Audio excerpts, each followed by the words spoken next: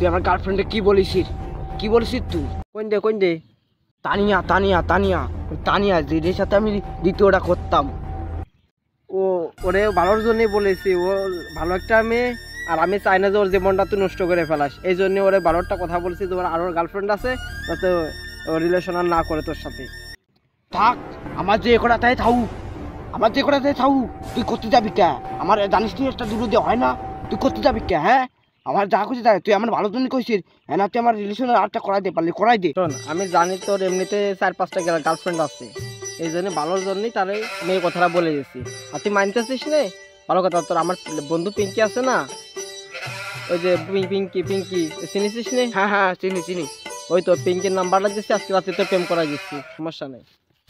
সত্যি তো? প্রেম করাই যদি না দিস তাহলে রেশনে তোরে কে আরি প্রেম করা দিবে না তো?